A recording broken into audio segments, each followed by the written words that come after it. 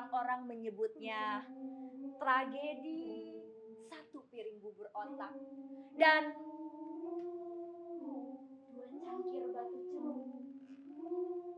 Ketika melihat aku menikmati sarapan dan kebun belakang, ya sambil membayangkan kau yang telah mati bicara tentang daftar belanja bulanan ini. Oh iya, dan nasib anak kau dan aku yang bercita-cita menjadi seorang dokter. Aku tidak peduli. Memang sepiring bubur otak yang menyerupai lembar diktat kuliah atau sarjana ijazah yang terendam banjir.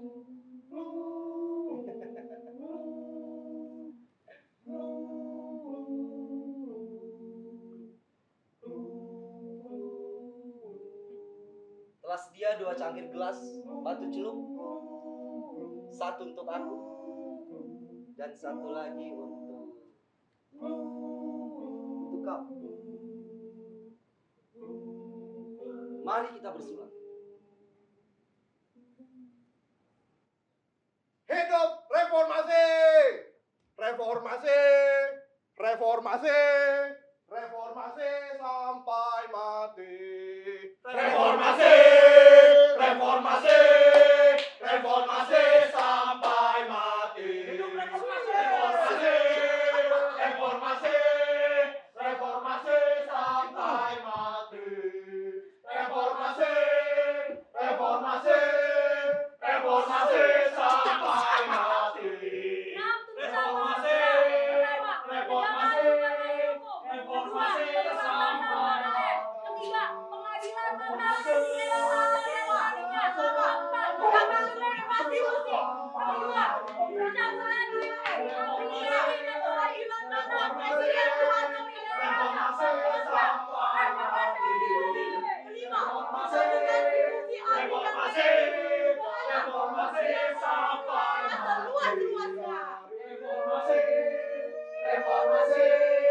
Reformasi sampai mati.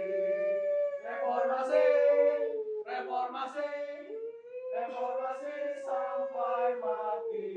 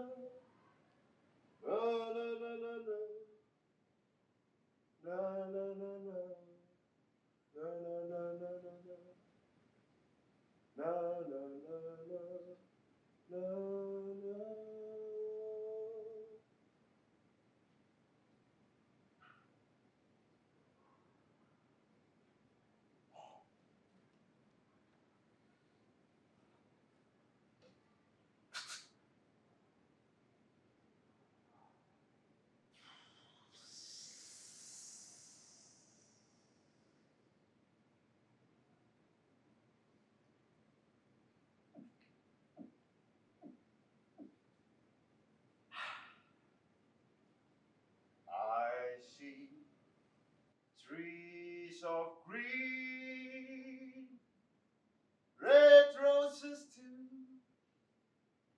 I see them bloom for me and you, and I think to myself, what a wonderful world.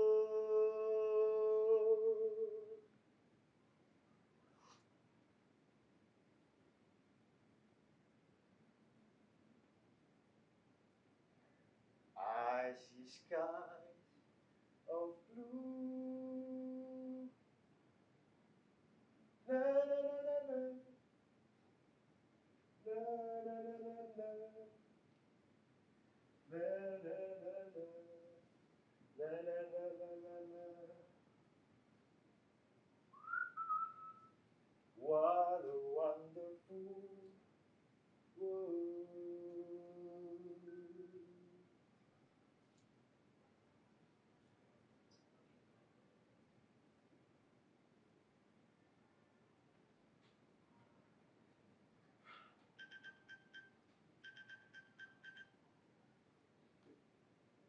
Barangkali, mungkin aku seorang anjing. Dan mungkin barangkali juga aku seorang babi. Tapi aku berseragam. Kau tidak akan pernah tahu siapa aku sebenarnya. Di hadapanku duduk wanita itu. Rambutnya dicat warna merah. Oh, coklat sebetulnya, coklat. Tapi ya orang-orang menyebutnya merah. Padahal warna merah bagiku punya arti lain. Sudah bertahun-tahun aku dicekoki dengan pemikiran bahwa orang-orang merah adalah orang-orang yang berbahaya. Jadi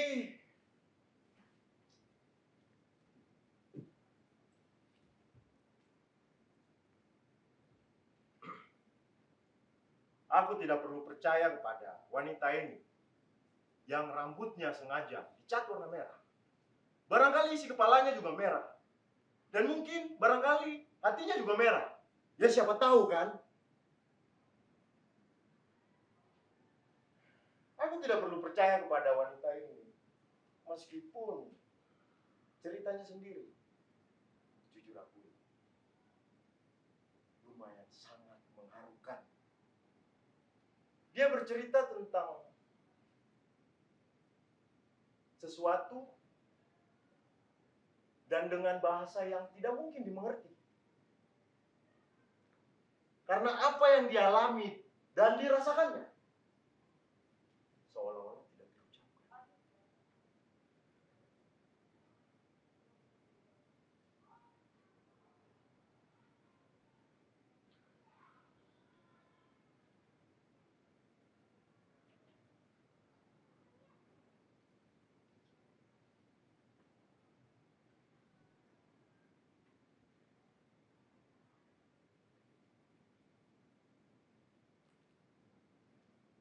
Wajahnya yang cantik, syarat dengan luka batin yang tak terbayangkan. Aku hampir-hampir terharu. Bahkan sebelum dia bercerita, tidak bisa dibayangkan bahwa manusia bisa mengalami beban penderitaan seberat itu. Justru karena dia lahir sebagai manusia. Ceritanya terpatah-patah. Kalimatnya nggak ada yang nyambung.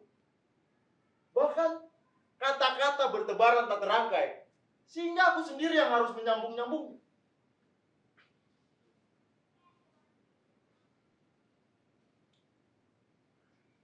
Beban penderitaan macam apa yang dialami oleh manusia sehingga membuatnya tak sanggup berkata-kata.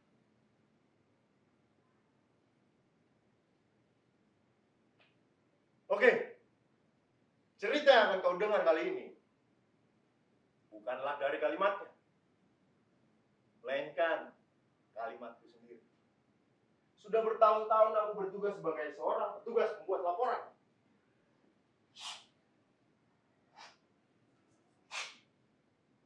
Ini.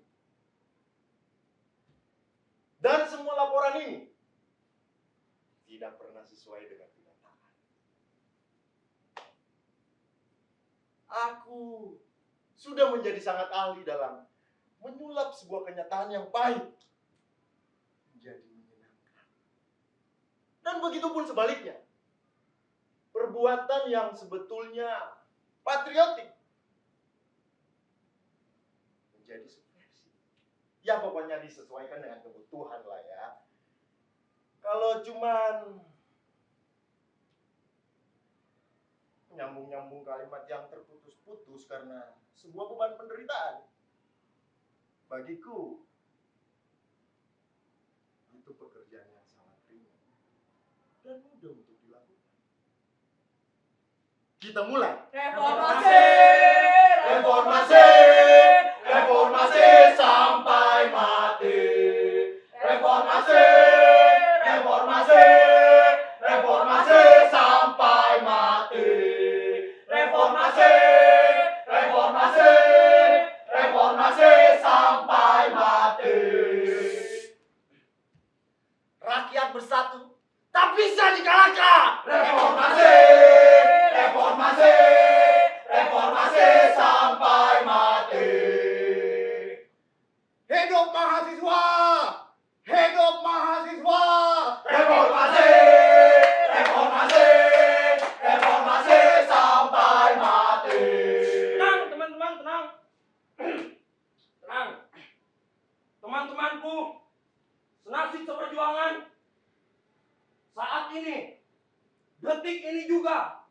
kita seluruh mahasiswa dari Sabang sampai Merauke menyatakan perang kepada penguasa yang zalim.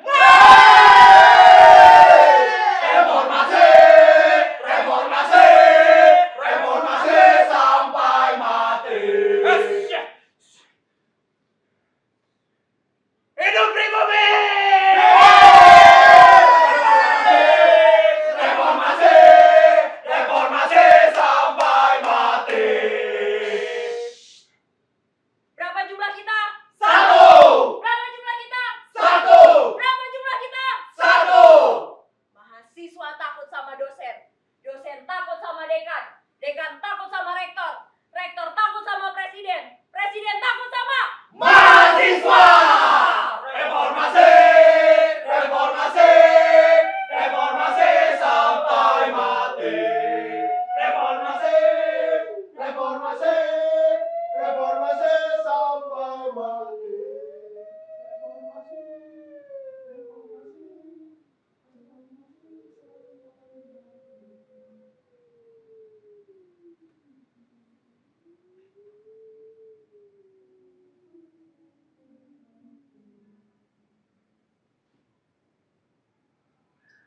Api sudah berkobar-kobar ketika saya membawa mobil BMW yang sedang melaju lewat jalan tol.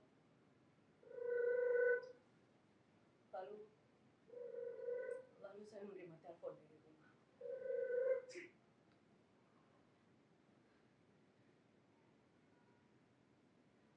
Halo? Halo? Clara? Pulang. Pulang. Komplek perumahan udah dikepung. Rumah tetangga udah dijarah dan dibakar.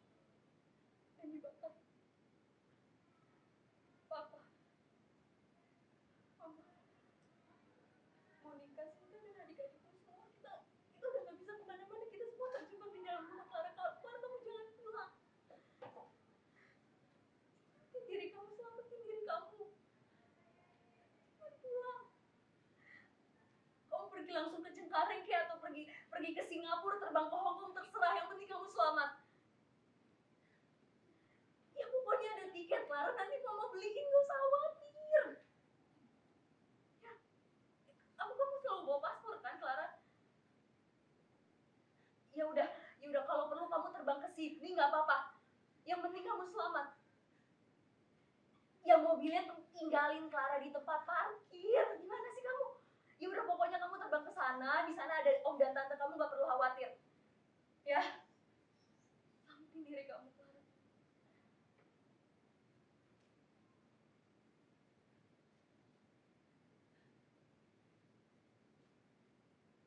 Saya memang sering keluar negeri belakangan ini.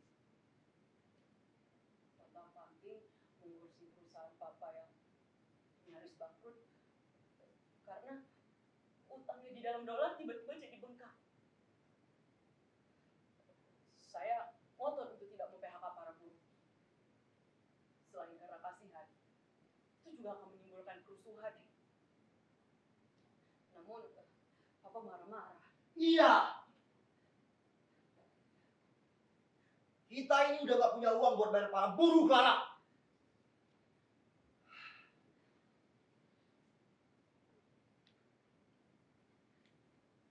Pabrik udah gak jalan, yang beli pun juga udah gak ada.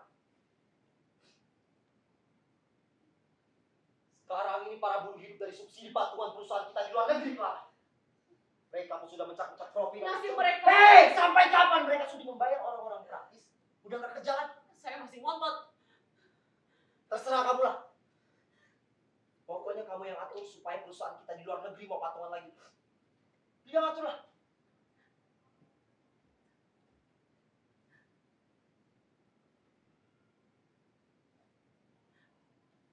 Dana patungan itu lumayan untuk menghidupi para buruh. Meskipun produksi kami sudah berhenti. Itu sebabnya saya sering mondar-mandir ke luar negeri dan selalu ada paspor di tas saya. Namun, kenapa sekarang saya harus lari? Sementara keluarga saya terjebak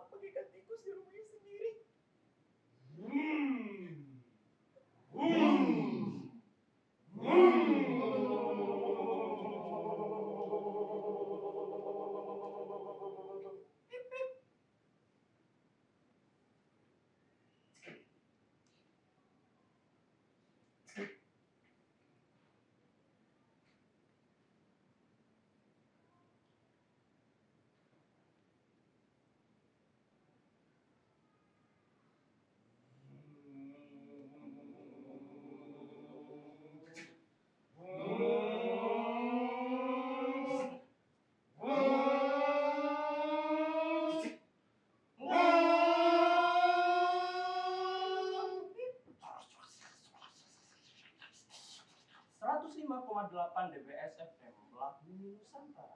Assalamualaikum. Wala taqrabuz zina.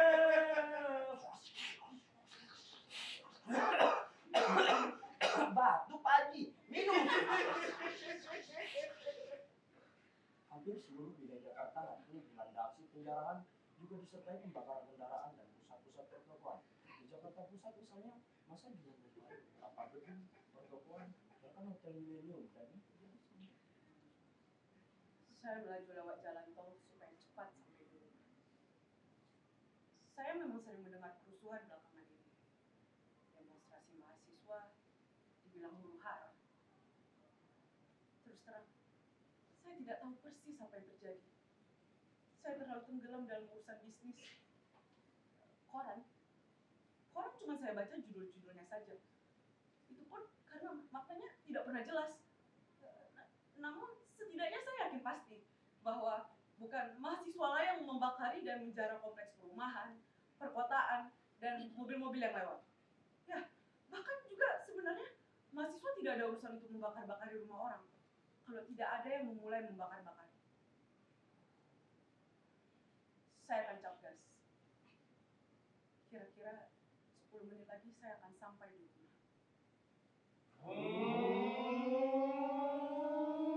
Namun tiba-tiba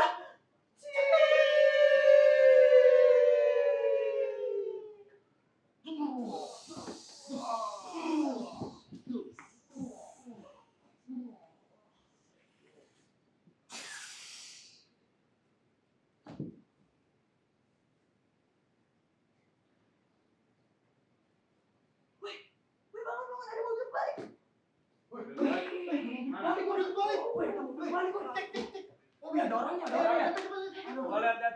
Lihat. Cina.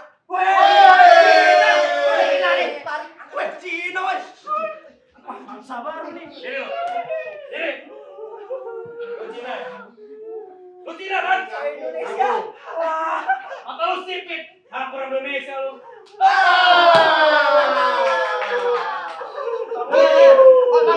Diri. Diam. Apa tuh? Wih. Lu pernah sama dia kan?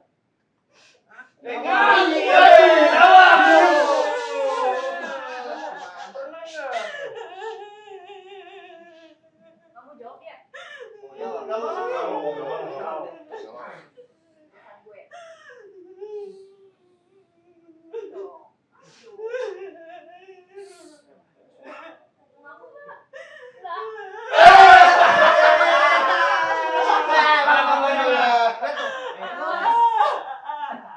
Ya,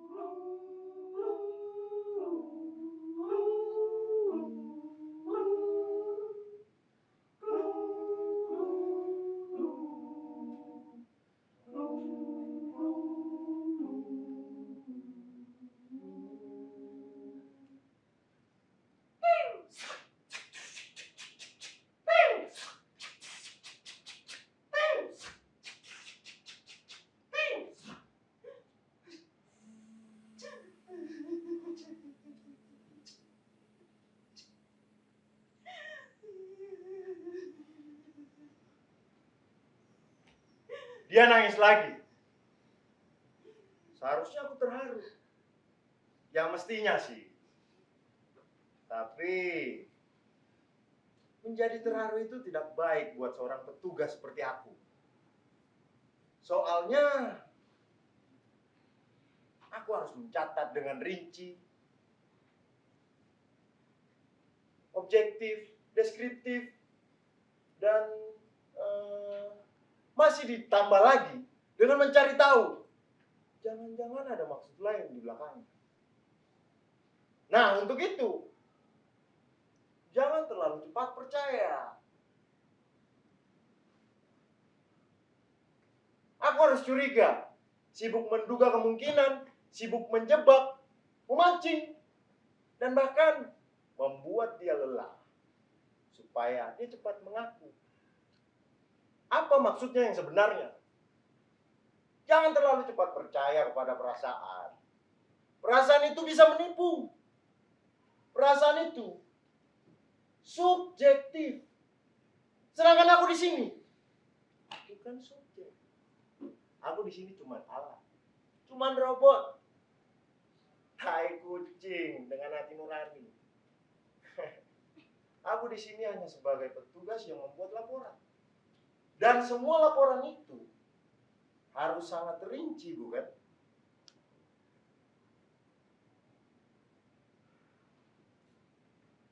Silakan duduk.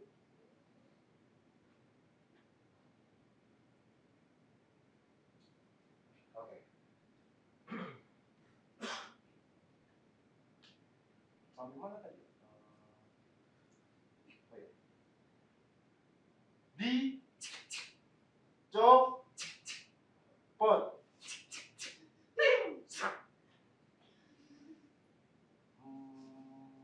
Oke.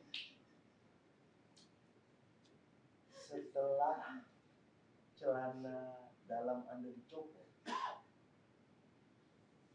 apa yang terjadi?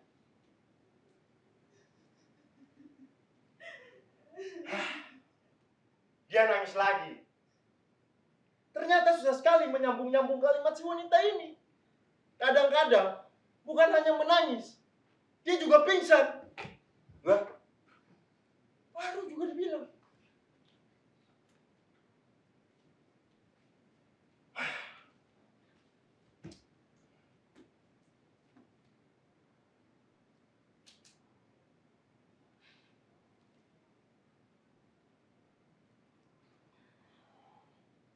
Siap beres nggak? Siap.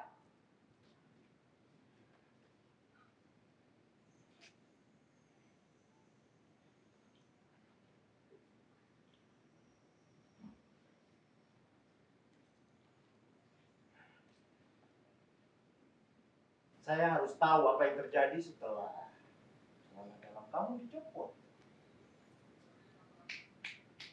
Halo. Kalau Anda nggak bilang, apa yang harus saya catat dalam laporan?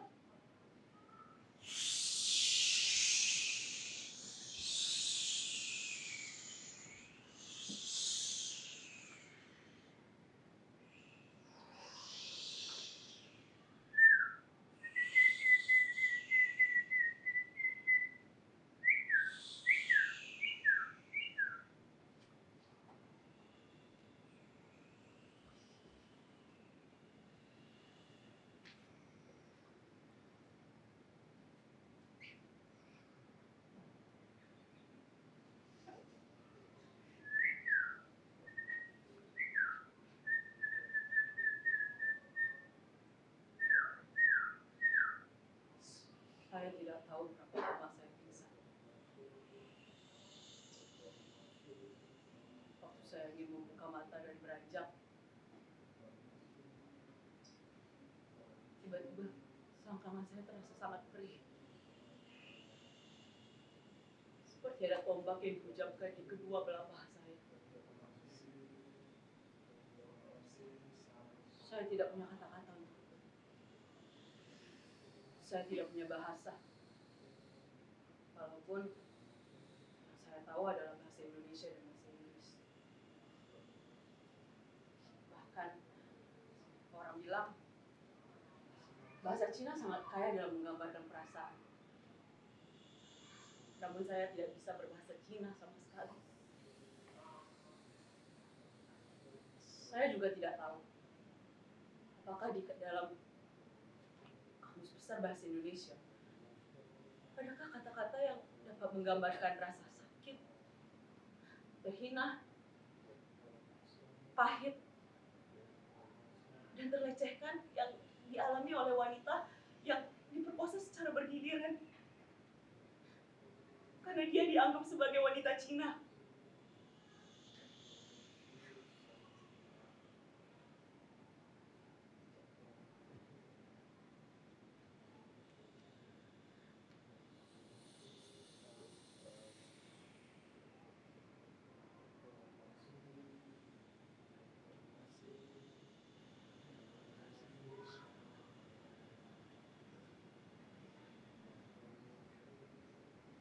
Selangkangan saya sakit,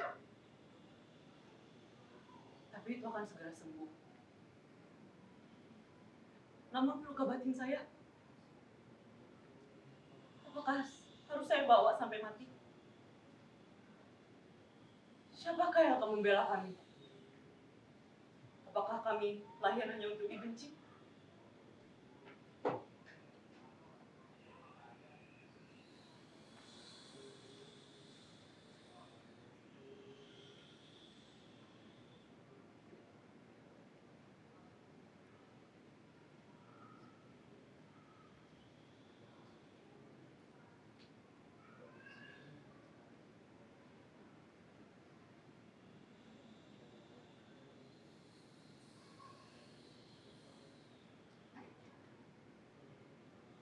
Anak-anak kami.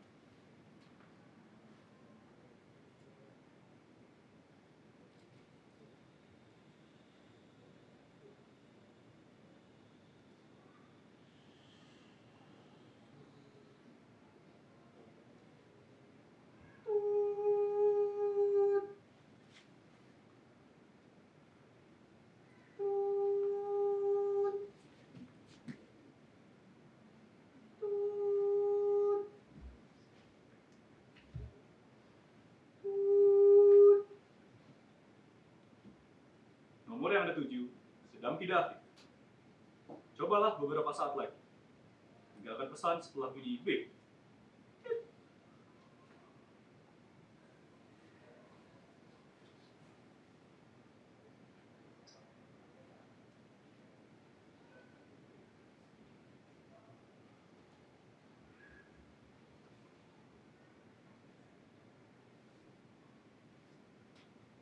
Clara.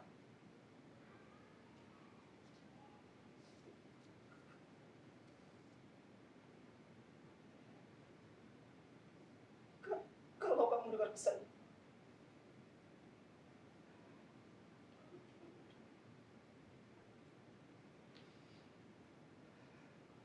mudah-mudahan kamu sudah sampai di Hong Kong. Itu paling tidak Singapura lah.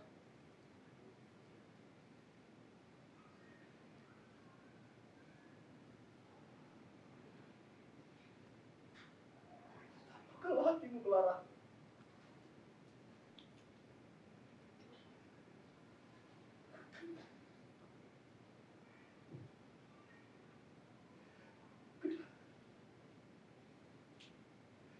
Kedua adikmu Monica dan Sinta telah diperkosa. Lalu dilemparkan ke dalam api. Kamu juga diperkosa, Clara. Atas bunuh diri melompat dari lantai 4.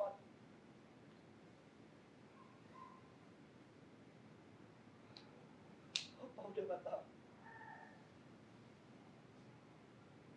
Apakah hidup ini pasti dukung atau tidak?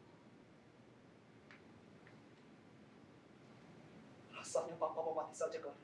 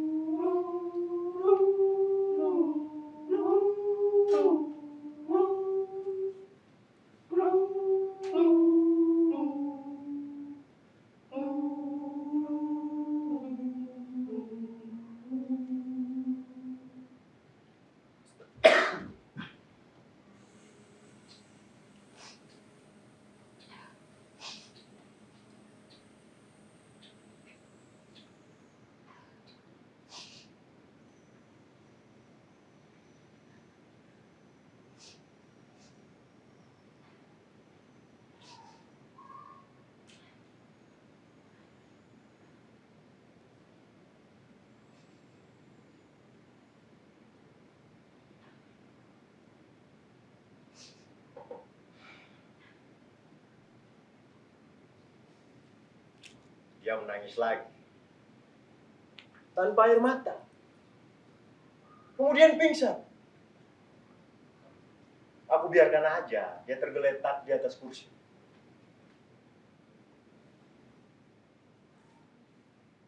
Ia hanya mengenakan kain. Dan aku sudah melaporkan soal ini pada atasanku. Lewat telepon, dia berteriak. Ada telepon, Pak. Siap Dan? Apa? Satu lagi? Siap Dan? Alamak. Hari ini banyak sekali perkara seperti ini. Siap Dan? Tahan dia di situ. Siap, laksanakan. Tapi, apa? Apa lagi? Izin melapor Dan. Seorang ibu-ibu tua yang rumahnya di kampung di tepi jalan tol itu yang telah menolongnya. Hah? Goblok! Goblok! Goblok! Ya jangan sampai ada yang tahu lah. Terutama jangan sampai ketahuan wartawan dan LSM. Terus kau urus ibu tua itulah. Paham? Siap, paham. Paham kau? Siap, paham.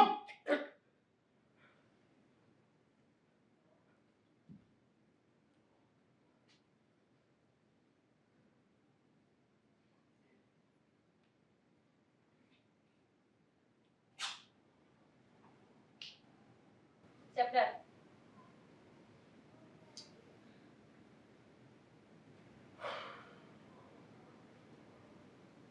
Lapor, beres, Dan. Siap.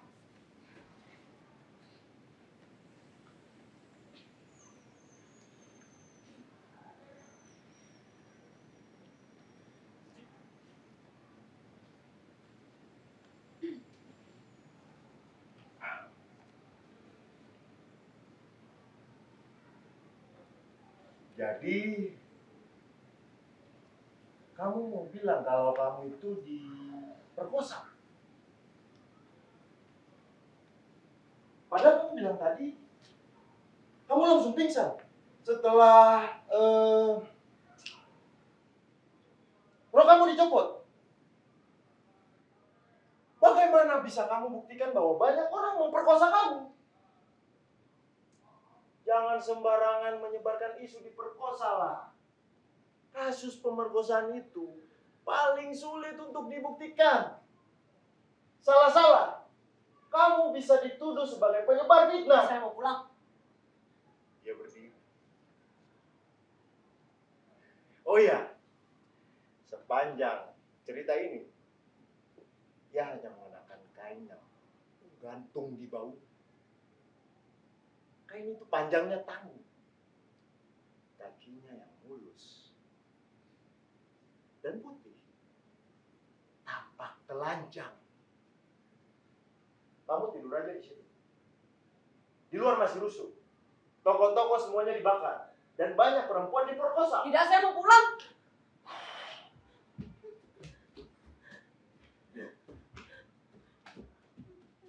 Lihat! Lihat! Lihat! Bisa lihat? Siapa yang mengantar kamu pulang dalam situasi seperti itu? Kamu mau pulang jalan kaki dengan kondisi kamu yang seperti ini. Sedangkan pos polisi saja di mana-mana dibakar. Saya mau pulang. Tidur di situ. Besok pagi baru pulang. Paham? Mau melawan? Mau melawan? Berani?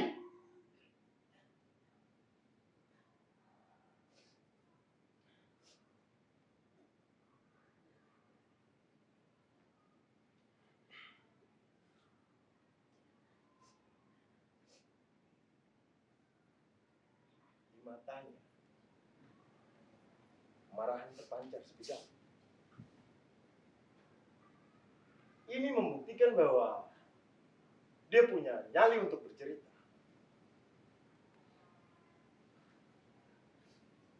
Dia memang wanita yang tegar. Tapi meskipun dia wanita yang tegar, bukan berarti dia tidak menarik kan? Jelaslah dia orang kaya.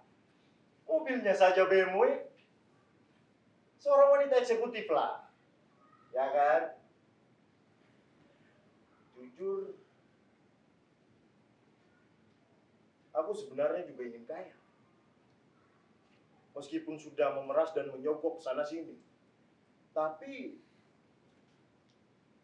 tidak pernah bisa kaya. Dan begini-begini aja. Naik mobil BMW aja aku belum pernah. Aku memang punya sentimen terhadap orang kaya. Dan aku benci sekali.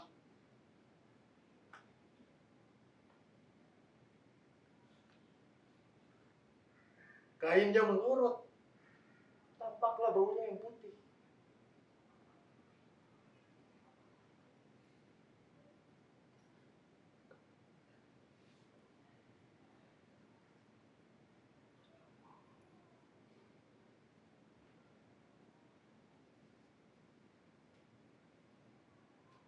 Kulihat dia melangkah ke sana. Di bawah cahaya lampu, lekuk tubuhnya tampak menerawang. Ini membuktikan bahwa dia wanita yang cantik dan menarik.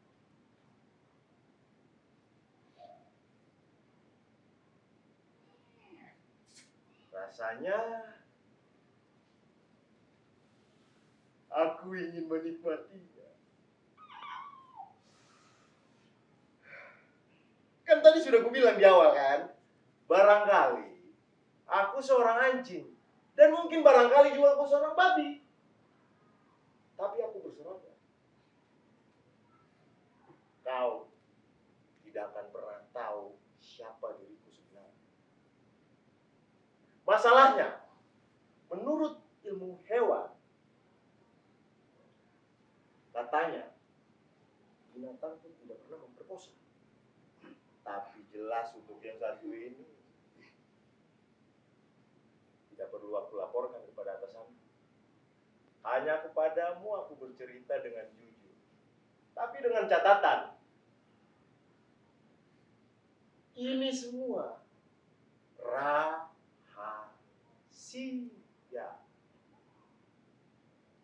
Shh. Jangan bilang ke siapa-siapa.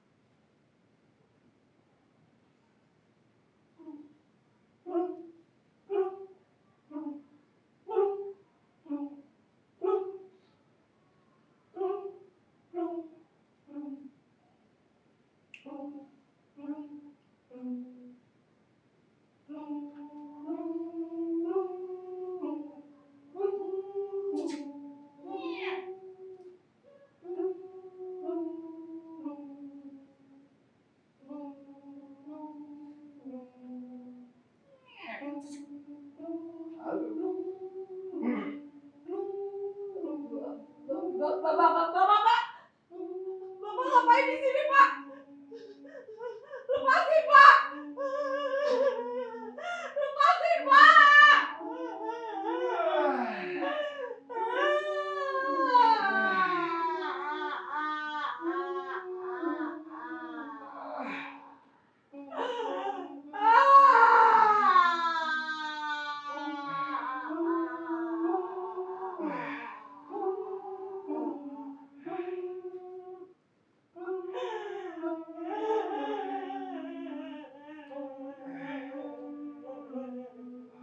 Apakah tikus